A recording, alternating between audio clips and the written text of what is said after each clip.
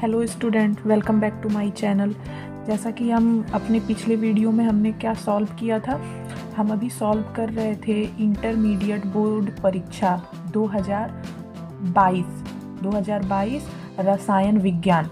तो हम क्या कर रहे थे, कक्षा 12 का यानी क्लास 12th यूपी बोर्ड का हम यहाँ 2022 का पेपर सॉल्व कर रहे थे, जो हमारे 2023 के एग्ज़ाम के लिए काफ़ी ज़्यादा इम्पॉर्टेंट है। तो हम यहाँ अपने बाकी पिछली वीडियो में हमने क्या क्वेश्चन नंबर 1, 2, 3, 4 और 5 ये हमने क्या किए थे, अपने पिछली वीडियो में हमने इन सारे क्वेश्चंस को कवर कर लिया था। आज हमें क्या पढ़ना है, क्वेश्चन नंबर 6। आज हमें क्वेश्चन नंबर 6 कंप्लीट करना है। तो देख रहे हैं कि क्वेश्चन नंबर 6 जो हमारा है, ये हमारे बाकी पिछले जो हमारे क्वेश्चन नंबर, जैसे हम 5, 4, 3 या फिर 2 की बात करें तो उनके जैसे इनमें 4 पार्ट नहीं दिए हुए हैं। देखिए क्वेश्चन नंबर अगर हम 5 देखें तो इसमें 1, 2 यानी क, ख, ग और घ ऐसे 4 पार्ट दिया हुआ है। लेकिन क्वेश्चन नंबर 6 में यहाँ क और ख 2 क्वेश्चन दिया हुआ है। यानी कि क्वेश्चन नंबर 6 के क में हमारे पास देखिए 2 क्वेश्चन है, एक तो ये, फिर एक अथवा करके एक और क्वेश्चन दिया है। यानी कि क्वेश्चन नंबर 6 क में हमें 2 क्वेश्चन मिलेगा और हमें दोनों में से कोई एक सॉल्व करना होगा, और जिसका नंबर कितना होगा 5। एक क्वेश्चन पे 5 नंबर होगा, दोनों में से कोई एक सॉल्व करना है और वो नंबर कितना होगा, 5 नंबर का होगा। इसी तरह से क्वेश्चन नंबर ख भी है, तो क्वेश्चन नंबर ख में भी हमें 2 क्वेश्चन मिलेंगे और दोनों में से हमें कोई एक ही सॉल्व करना होगा। इसी तरह से क्वेश्चन नंबर 7 भी है, इसमें क और ख 2 पार्ट दिए हुए हैं। तो क्वेश्चन नंबर 7 के क में भी यहाँ आप देख रहे हैं कि एक क्वेश्चन यहाँ है, फिर अथवा करके एक क्वेश्चन और दिया हुआ है, ये भी 5 नंबर का ही क्वेश्चन है। तो इसमें भी हमें क्या करना है कि इन दोनों में से कोई एक क्वेश्चन करना है। फिर 7 के अगर ख की बात करें तो इसमें भी हमें दो क्वेश्चन दिए हुए हैं, यहाँ देखिए अथवा करके दिया हुआ है। तो इन दोनों में से हमें कोई एक ही सॉल्व करना है और इसका नंबर भी यहाँ 5 दिया हुआ है। तो आज हम सॉल्व करेंगे, आज की वीडियो में हम क्वेश्चन नंबर 6 देखेंगे, बाकी क्वेश्चन नंबर 7 हमारी नेक्स्ट वीडियो में। और अगर आपको बाकी 1, 2, 3, 4 और 5 क्वेश्चन नंबर चाहिए, सॉल्यूशन उनका चाहिए, तो आप मेरी पहले की वीडियो देख लीजिएगा, उसकी लिंक मैं आपको डिस्क्रिप्शन बॉक्स में मिल जाएंगी। तो यहाँ हम क्वेश्चन नंबर आज 6 देखते हैं।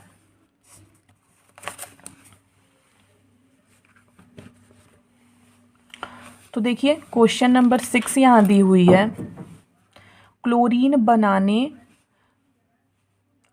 बनाने की डिकन विधि का रासायनिक समीकरण लिखिए तथा क्लोरीन से सोडियम हाइपोक्लोराइट बोलते हैं और NaClO3 सोडियम क्लोरेट, और यहाँ क्या दिया हुआ है Ca और ये OCl का होल ट्वाइस, तो इसे हम क्या बोलेंगे, कैल्शियम हाइपोक्लोराइट। ये बनाने की रासायनिक समीकरण हमें लिखना है, किससे, क्लोरीन से। पहले तो हमें क्या करना है, क्लोरीन बनाने की डिकन विधि का रासायनिक समीकरण लिखना है। फिर उसके बाद क्लोरीन से NaClO3 तथा Cl का होल ट्वाइस बनाने की रासायनिक समीकरण हमें लिखने हैं। तो पहले हम देखते हैं हमारा डिकन विधि से क्लोरीन बनाना। तो डिकन विधि से क्लोरीन बनाने का रासायनिक समीकरण आपका यहाँ 4 मॉलिक्यूल्स देख रहे हैं हम। 4 मॉलिक्यूल्स किसका लिए हैं, HCl का हमने लिया हुआ है, प्लस ऑक्सीजन लिया है, और किसकी प्रेजेंस में, CuCl2, और हमारा जो टेम्परेचर है वो कितना होना चाहिए, 450 डिग्री सेल्सियस, यानी 450 डिग्री आपका टेम्परेचर होना चाहिए। और ये इसके बाद हमें मिलेगा क्या, 2 मॉलिक्यूल क्लोरीन के मिलेंगे, प्लस 2 हमारे पास मॉलिक्यूल H2O के हमें मिलेंगे। फिर इसके बाद हमें क्या करना है, क्लोरीन से हाइपोक्लोराइट बनाना है हमें। तो यहाँ 2 मॉलिक्यूल NaOH प्लस Cl2 लेंगे, और इससे हमें क्या मिलेगा, NaCl plus sodium हाइपोक्लोरेट plus H2O यहाँ पे हमें मिल जाएगा। फिर यहाँ क्लोरीन से आपको सोडियम क्लोरेट का निर्माण करना है, तो उसके लिए यहाँ पे 6 मॉलिक्यूल NaOH प्लस 3 मॉलिक्यूल्स आपके क्लोरीन के हैं, यहाँ आपको क्या मिलेगा NaCl प्लस NaClO3 यानी सोडियम क्लोरेट और 3 मॉलिक्यूल्स आपको H2O के यहाँ मिलेंगे। फिर आपका क्या है, थर्ड वाला आपका क्या था कि क्लोरीन से कैल्शियम हाइपोक्लोराइड बनाना है। तो क्लोरीन से हाइपोक्लोराइड, तो यहाँ देखिए डाइल्यूट फॉर्म में आप लेंगे, डाइल्यूट फॉर्म में आप 2 मॉलिक्यूल CaOH थ्राइस, और क्या होना चाहिए, डाइल्यूट होना चाहिए, और आपका क्या होना चाहिए, कोल्ड होना चाहिए। फिर यहाँ आप Cl ले रहे हैं और यहाँ से आपका क्या बन रहा है, CaCl2 बन रहा है। फिर यहाँ आपका क्या बन रहा है, कैल्शियम हाइपोक्लोराइड प्लस क्या H2O हमें यहाँ से मिल रहा है।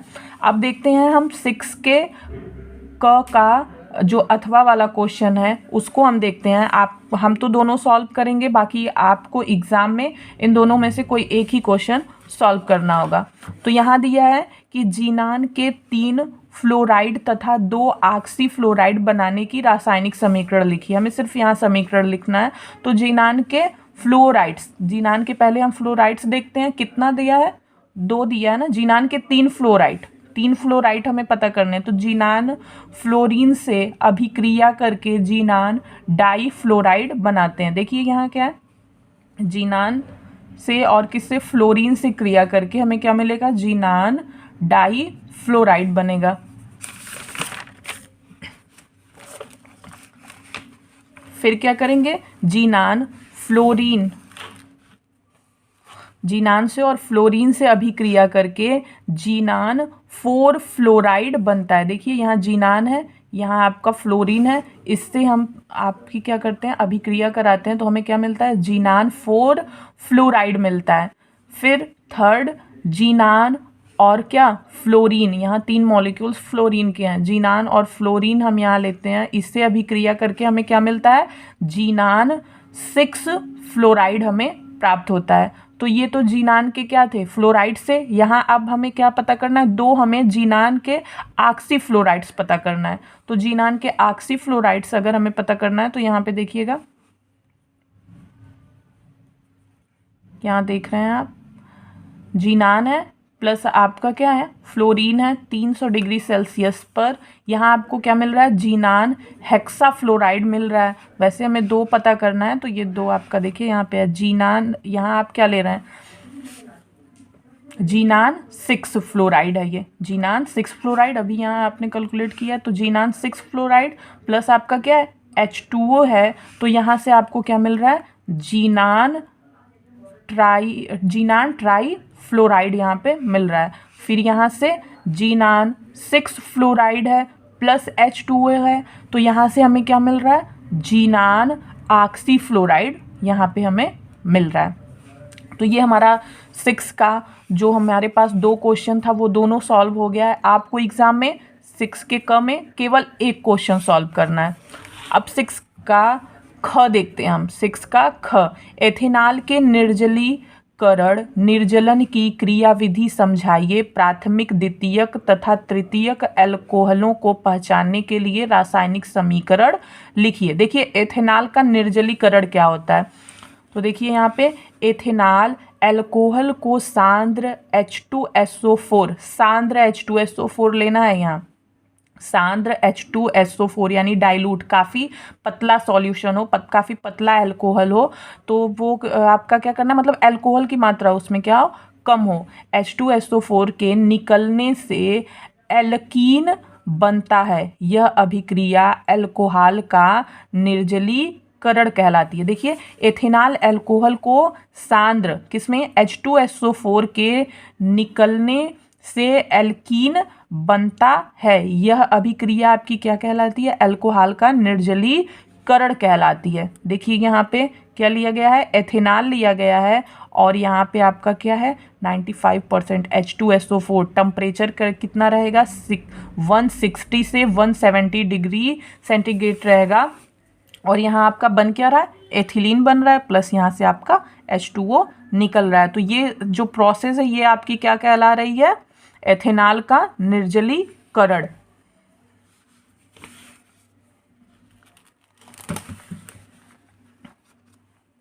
देखिए इसकी क्रियाविधि देख लीजिएगा। तो एथेनॉल के निर्जलीकरण की क्रियाविधि निम्न पदों में पूर्ण होती है। पहले तो क्या हम लेते हैं, H2SO4 का क्या होता है, आयनन होता है। सबसे पहले H2SO4 का आयनन हो रहा है। देखिए यहाँ से H क्या हो रहा है, आप यहाँ टू H के बॉन्ड है ना, तो यहाँ 1 यहाँ 2 SO4, तो ये क्या हो रहा है, बीच से ब्रेक हो रहा है, यानी एक H निकल करके यहाँ क्या हो रहा है, प्रोटॉन, और यहाँ बाई सल्फेट आयन यानी क्षार हमें मिल रहा है। फिर दूसरे प्रोसेस में क्या होता है, अल्कोहल का प्रोटानीकरण। अब किसका प्रोटानीकरण होगा, अल्कोहल का प्रोटानीकरण होगा। तो यहाँ आप देख रहे हैं H, यहाँ आपका अल्कोहल और यहाँ प्लस आपका क्या वो सल्फ्यू जो आपका H2SO4 वाला आपका H पॉजिटिव है। फिर यहाँ क्या हो रहा है, प्रोटानीकृत अल्कोहल, यहाँ पे आप देख रहे हैं। तो जल का विलोपन, फिर इसके बाद इसमें क्या हो रहा है, जल का विलोपन हो रहा है, और ये क्रिया क्या होती है, मंद होती है। मंद मतलब क्या होता है, ये प्रोसेस जो होता है आपका धीरे होता है। यहाँ से आपको क्या मिलता है, एथिल कार्बो कैटायन, और आपका H2O यहाँ से अलग होता है। फिर आपका बाई सल्फेट आयन यानी क्षार, बाई सल्फेट आयन, ये देखिए यहाँ पे आपका HSO4 निगेटिव आपका क्या है, बाई सल्फेट आयन द्वारा H पॉजिटिव के रूप में बीटा हाइड्रोजन का निकलना। जो आपका बीटा हाइड्रोजन निकल रहा है वो प्रोसेस क्या हो रही है, काफ़ी तीव्र हो रही है। देखिए यहाँ आपका दिखाया गया है एथिल कार्बो कैटायन, और यहाँ आपका मिल रहा है एथिलीन, और ये आपका H2SO4। अब अथवा यानी 6 का अथवा वाला क्वेश्चन हम देखते हैं। फिनाल की अम्लीय प्रकृति को स्पष्ट कीजिए। फिनाल से निम्नलिखित को बनाने का रासायनिक समीकरण लिखिए। देखिए फिनाल में अनुनादन के कारण ऑक्सीजन परमाणु पर धनावेश, देखिए इसमें क्या होता है, अनुनादन, देखिए अनुनादन होता है, तो यहाँ आपका क्या दे रहा है, ऑक्सीजन परमाणु, ये आपका देखिए ऑक्सीजन परमाणु पर धनावेश आ जाता है, जिससे वह OH बंध के इलेक्ट्रॉन को अपनी ओर आकर्षित कर लेता है, जिससे OH बंध दुर्बल हो जाता है। अतः H पॉजिटिव अर्थात प्रोटॉन आसानी से मुक्त हो जाता है, इसलिए फिनाल अधिक अम्लीय होता है। देखिए इसमें क्या होता है, ये आपका जो बॉन्ड होता है क्या होता है, काफ़ी दुर्बल होता है। इसमें से हाइड्रोजन क्या करता है, आसानी से मुक्त हो जाता है। तो हम जानते हैं कि जो हमारे जो H पॉजिटिव आयन देते हैं आसानी से, जहाँ से हमें H पॉजिटिव यानी प्रोटॉन रिलीज हो जाता है, वो हमारे क्या होते हैं, अम्लीय होते हैं। तो यहाँ अनुनादन संरचना दिखाई गई है। देखिए ये यहाँ से ब्रेक हो रहा है, निकल रहा है, तो फिर यहाँ आप देख रहे हैं ये वाला डबल बॉन्ड आपको देख रहा है, ये एक एक करके खिसक रहा है। यहाँ आप अभी तक यहाँ सिंगल बॉन्ड था, फिर यहाँ डबल बॉन्ड हो गया, फिर यहाँ डबल बॉन्ड है, तो देख रहे हैं ये एक एक करके क्या हो रही है, इसकी स्थिति जो बॉन्ड है वो क्या हो रहा है, खिसक रहा है। यहाँ देखिए यहाँ तक आके फिर कुछ वैसे ही सर्कल में, तो ये क्या हो रहा है, इसका अनुनादन हो रहा है। मतलब सीधा इसका आंसर क्या है कि जो हमारा H है वो काफ़ी जल्दी ये बॉन्ड यहाँ से ब्रेक करके निकल जाता है, और H पॉजिटिव आयन देता है, काफ़ी आसानी से निकल जाता है, जिसकी वजह से ये क्या होती है, अम्लीय इसकी संरचना होती है। ये फिनॉल आपका क्या होता है, अम्लीय होता है, अम्लीय प्रकृति का होता है। फिर इसमें आपका क्वेश्चन है, निम्नलिखित को बनाने का रासायनिक समीकरण लिखिए। निम्नलिखित को बनाने का रासायनिक समीकरण यानी क्या, पिक्रिक अम्ल, फिनाल से पिक्रिक अम्ल बनाना। तो सबसे पहले तो हम यही देखते हैं कि फिनाल से पिक्रिक अम्ल बनता कैसे है।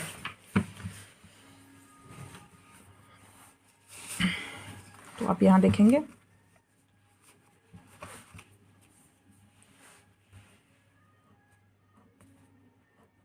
ये हो गया आपका फिनॉल।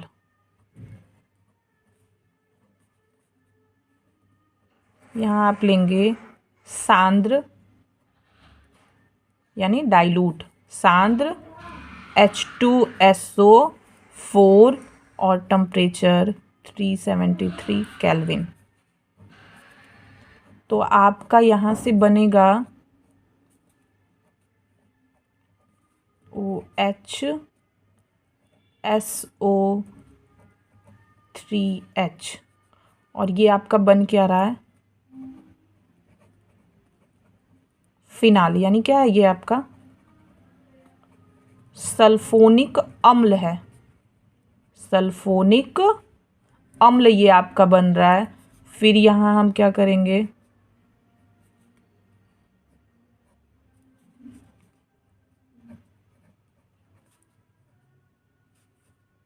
ये इधर SO3H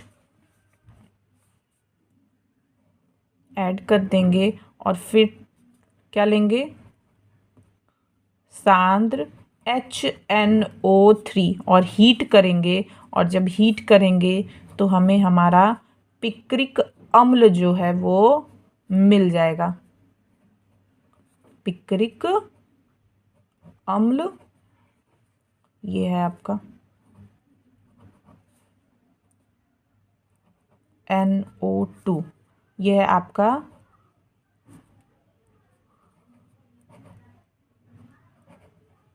पिक्रिक अम्ल। देख रहे हैं आपका फिनॉल से पिक्रिक अम्ल का बनना। तो ये प्रोसेस होता है आपका फिनॉल से पिक्रिक अम्ल का बनना। फिर हमारे पास क्या था, फिनाल से बेंजोक्विनान का बनना। तो फिनाल से बेंजोक्विनान, ये हम आपका फिनॉल है और यहाँ आपका Na2Cr2O7 आप ले रहे हैं और क्या ले रहे हैं H2SO4। तो यहाँ से आपका क्या बन रहा है, बेंजोक्विनान। ये आपका क्या है, बेंजोक्विनान है, बेंजोक्विनान। ये हो गया आपका।